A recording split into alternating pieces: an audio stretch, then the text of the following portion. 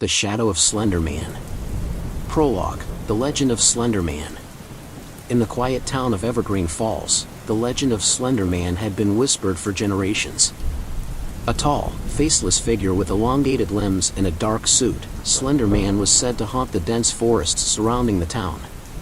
Children were warned to stay away from the woods at night, lest they fall victim to his otherworldly presence. For most, the legend was nothing more than a spooky tale to tell around campfires. But for a group of friends, it would become a terrifying reality that would shatter their lives forever. Chapter 1, The Dare. It was a crisp autumn evening when Emily, Jake, Sarah, and Mark gathered around a bonfire in Jake's backyard. The air was filled with the scent of burning wood and the sound of laughter. They were celebrating their last year of high school and the freedom that came with it. As the night wore on, their conversation turned to the legend of Slenderman. Jake, always the thrill-seeker, proposed a dare. They would venture into the forest and spend the night near the old abandoned cabin rumored to be Slenderman's lair. "Are you crazy?" Sarah protested. "That's just a stupid legend." "Exactly," Jake replied with a grin. "It's just a story. Besides, it'll be fun. Think of it as a test of courage." Emily, the most skeptical of the group, hesitated. But not wanting to be the one to back out, she reluctantly agreed. Mark, always the peacemaker, shrugged and went along with the plan. Armed with flashlights, sleeping bags, and a sense of adventure, they set off into the woods, unaware of the horrors that awaited them. Chapter 2, The Cabin. The journey through the forest was eerie. The trees loomed overhead, their branches forming twisted shapes in the moonlight. The further they walked, the quieter it became, until the only sounds were the crunching of leaves underfoot and the occasional hoot of an owl. After what felt like hours, they finally reached the cabin. It was a dilapidated structure, with broken windows and a sagging roof. Vines had overtaken the walls, giving it an even more sinister appearance. "This is it," Jake announced. "Home sweet home for the night." They set up their sleeping bags inside the cabin and built a small fire to keep warm. As they sat around the fire, the atmosphere grew tense. Shadows danced on the walls, and the forest seemed to close in around them. To pass the time, they told ghost stories, each one more chilling than the last. But as the night wore on, they couldn't shake the feeling that they were being watched. Chapter 3, The Encounter. It was Sarah who first noticed the figure in the distance. She had gone outside to gather more firewood when she saw it, a tall, shadowy silhouette standing at the edge of the clearing, motionless. "Guys, come here," she whispered, her voice trembling. The others rushed out and saw it too. The figure was unnaturally tall, with limbs that seemed to stretch impossibly long. Its face was obscured by darkness, but they could feel its gaze upon them. "Is that?" Emily began, but Jake cut her off. "Let's get back inside," he said, his bravado fading. "Now." They retreated into the cabin, bolting the door behind them. The fire flickered, casting eerie shadows. They huddled together, their hearts pounding in unison. Hours passed, and the figure remained, never moving, never making a sound. It was as if it was waiting for something. Chapter 4, The Disappearance. As dawn approached, exhaustion overcame them. They fell into a restless sleep, haunted by nightmares. When they awoke, the figure was gone. Relieved, they decided to leave the cabin and head back to town. But as they packed up, they noticed something was missing. "Where's Mark?" Emily asked, panic rising in her voice. They searched the cabin and the surrounding area, but there was no sign of him. It was as if he had vanished into thin air. "Maybe he went ahead of us," Jake suggested, though he didn't sound convinced. They hurried back to Evergreen Falls, hoping to find Mark waiting for them. But when they reached the edge of the forest, they were met with an even more chilling sight. Chapter 5, The Markings. Carved into the trunks of several trees were strange symbols, unlike anything they had ever seen. They formed a path leading deeper into the woods. "These weren't here before," Sarah said, her voice shaking. "Maybe Mark left them as a trail," Jake suggested, though his confidence was waning. They followed the symbols, hoping it would lead them to their friend. The forest grew darker and more oppressive with each step. The feeling of being watched intensified, and they could hear faint whispers on the wind. The path led them to a clearing, where they found Mark. He was standing in the center, staring blankly ahead. His eyes were wide with terror, and he was muttering something under his breath. "Mark!" Emily called out, rushing to him. But as she reached him, she saw what he was holding. It was a small, leather-bound journal, covered in dust and grime. Chapter 6, The Journal. They gathered around Mark, who seemed to be in a trance. Emily gently took the journal from his hands and opened it.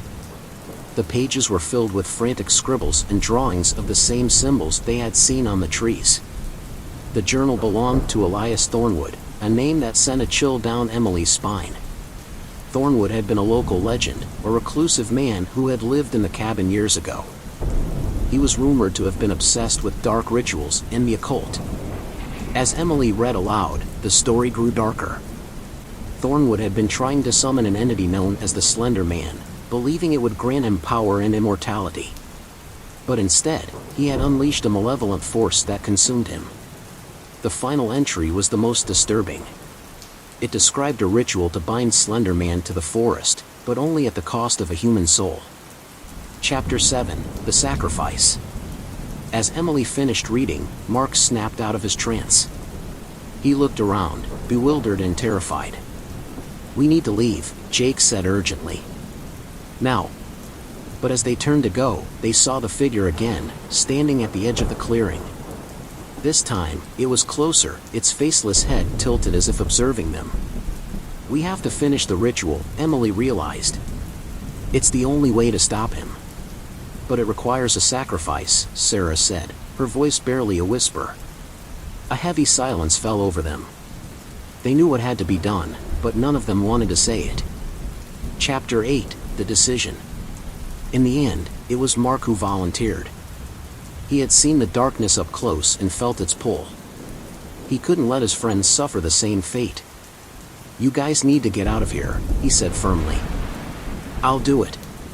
Tears streamed down their faces as they hugged him goodbye. Emily handed him the journal, her hands trembling. "We'll never forget you," she said, her voice breaking.